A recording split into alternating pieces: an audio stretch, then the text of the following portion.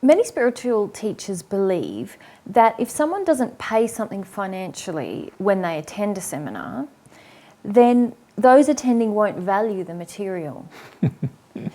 Do you believe that people have to pay for what you give them in order to appreciate what you give? No, I don't. I feel that there's people with very little funds or no funds at all, and many times I feel from them a greater appreciation than those people who have some funds who do finish up donating some funds to us. So the reality is that true appreciation of any material comes from the heart of a person, and I don't feel it's linked in any way to having to pay money. Now, of course, in the world we live in, the reason why that seems to be the case is that the majority of people in the world believe that if they've paid a bit more, have paid more money towards something, that means that they have to listen more, and it sort of motivates them to get as much out of it as they can. So when people come along to our seminars, sometimes many of them are asleep because they don't want it, they're not motivated by those kind of motivations anymore. And sometimes they get a bit spirit influenced, and they get influenced by other pressures, and they're tired and whatever, and before you know it, they're nodded off, and we don't worry about any of those kind of things happening and we also don't take it very personally. And the main reason why is because we feel that that's the measure of their desire to have the material presented. And so I feel personally that true desire is not about money. But unfortunately, in the world we live in, oftentimes desire is about money. In other words, if somebody has paid money towards something, then they often have a higher desire to actually engage it more fully. And this is why many of the so-called spiritual teachers, and I wouldn't call them spiritual teachers, because hardly anybody on this planet is teaching about love, and that to me is the real spiritual teaching. That's true spirituality.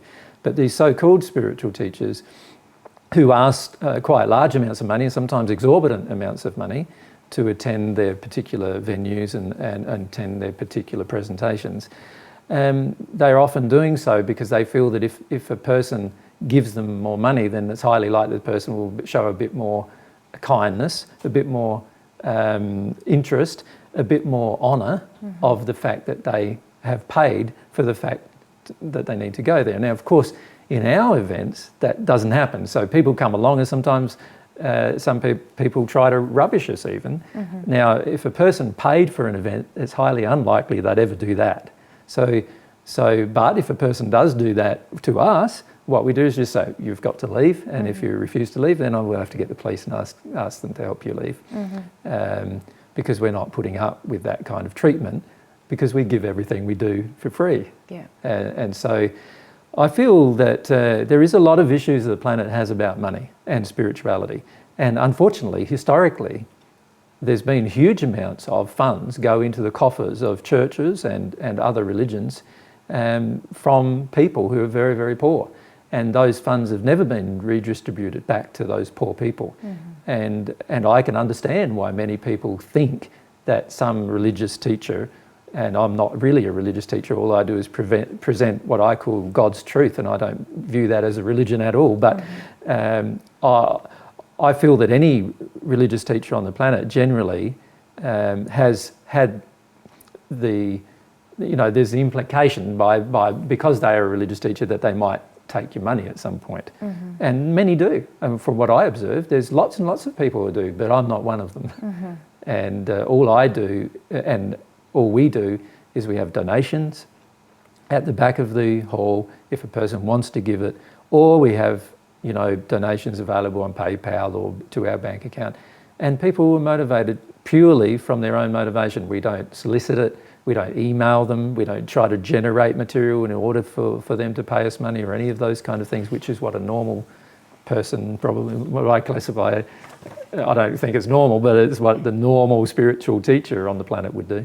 And I don't agree with any of that behaviour at all. And I find it quite fascinating that I am often accused of behaviour that I don't engage in, when the very people who are accusing me are actually engaged in that same behaviour. And I find I've had religious leaders who actually take money from people through a donation collection plate accusing me of doing what I'm doing to rip off people for donations, and I don't do that. I don't do what he does. Yeah. So I find a lot of the accusations quite hypocritical as well, and these are some of the accusations I find hypocritical. Yeah. Just to go back a little bit, you talked about spiritual teachers on the planet often requesting a fee because they say that makes their participants value the material more. I think that's an excuse to avoid their own soul's attraction, to be frank. But you were going to ask further. No, perhaps you'd like to Let's say explain more about that. Yeah. Well, if a person comes along, if a person does not appreciate material that you gift to them, then that's a reflection of the person's condition or your own. Mm-hmm. In the sense that you either do not value the material you present, or the person doesn't value the material you present. And I feel in both cases you can't manipulate a person into giving you funds just to make your feeling that you're not valued go away, mm-hmm. or to make them appreciate something that they shouldn't have any appreciation for in the first place. You know what I mean?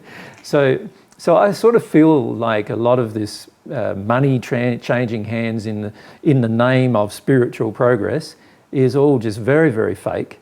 And this is one reason why you and I do not engage in any of this solicitation of funds, or setting prices to come to seminars, or setting prices to come to events, or putting a price on every YouTube video a person watches, or even putting an advert next to each YouTube video you watch. We don't even do that. Mm-hmm. We don't raise any funds through advertising or other third-party advertising or any of those things. And the reason why is because we want it to be really pure. We want it to be just focused totally on a person's pure desire to engage the material, and if they have the funds available to help us out to continue to provide the material, that they're motivated from their heart to do so. Mm-hmm. That's all we're interested in. So then back to my question was about the quality of desire, because you've touched on this a little bit, but I'd like to ask you to clarify. When a person is charged a fee, and they come to the event and they pay more attention, which is directly correlating with the amount of money or the fact that they've paid a fee. Let's say, give an example, they paid $1,000. Yep. And that means that, I've paid $1,000 for one day, so now I'm going to sit there on my backside and I'm going to listen all day and I'm going to ask questions I need to ask, and I'm going to engage this guy as much as I can get out of him, is the general attitude, right? Yeah, so there's this attitude of getting our money's worth, yes. Getting a person's money's worth. Yeah. I'd like to ask you about whether that is really pure desire to learn. Obviously not. So what's the factor in play there? What's the factor in play is that money is providing a part of the person's desire to engage the process of learning. So the fear of... Well, they've paid money and they want to make sure they get what they think is their value out of that money that they've paid. Yep. And so they then engage learning. But it's not really true learning, because true learning is driven by a pure desire that's not about money. And this is where I feel a lot of people fail to understand this underlying principle, that a person who really wants to learn, they'd pay everything they've got to learn, and a person who really wants to teach would give it all for free. Mm-hmm. Mm-hmm. And they wouldn't charge everything that a person's got, because they both would love the process. Yeah. One of teaching what they teach, and the other of learning about what is being taught. And then what happens in the heart of the individual who's taught, well, that's up to them. Like, if they have some money available and they want to donate it so that other people can have the same advantage they have, well, that's up to them. And then even then, that's a pure motivation, because now there's nothing they haven't already received that they can get from paying more money. Yes. That they've already received everything that is available. And so the paying of funds is now driven by their pure heartfelt desire rather than any other reason. Yeah. So I feel that it's very important that all teachers on the planet realise that every time you ask somebody for money, you are setting up a whole heap of very unloving interactions that are driven not by pure desire anymore, but rather are driven by the fear of lack of money. And true learning can't occur under those conditions. And true engaging of what is being taught will not happen, right? You don't engage it unless you're truly interested in it and you have a pure desire to engage it and you want to change. And a person like that, why should they have to pay any money to change? Yeah. And my feelings are they shouldn't have to. That's why we do everything we do for free.